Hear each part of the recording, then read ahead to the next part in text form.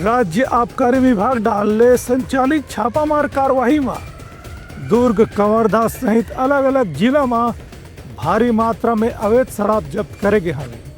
आबकारी कानून के तहत मामला दर्ज करके आरोपी मल्ले करे जाते पूछताछ। प्रदेश में नगरीय निकाय चुनाव और आगामी त्रिस्तरीय पंचायत चुनाव को देखते हुए आबकारी विभाग डहारले सीमावर्ती इलाका में लगातार जांच की कार्रवाई तेज कर दी गई है। यही कड़ी में आबकारी विभाग के अधिकारी और उड़नदस्ता की टीम के साथ हुए संयुक्त कार्रवाई में कबीरधाम, राजनांदगांव, दुर्ग, कोरबा, बेमेतरा, दुर्ग और बड़ौदा बाजार सहित रायपुर जिला में हुए अलग अलग कार्रवाई में करीब 2.25 करोड़ रुपए मूल्य के अवैध शराब जब्त करी गई है। इस संबंध में आबकारी विभाग के सचिव आर संगीता बताई है कि चुनाव न देखते हुए खास तौर से सीमावर्ती इलाका में जांच चौकी में दबिश के साथ में छापामार कार्रवाई करे के निर्देश जारी करे गए है, जेखर से अवैध शराब के जरिए स्वतंत्र और निष्पक्ष चुनाव की प्रक्रिया ला प्रभावित करे की कोशिश ला नाकाम करे जा सके।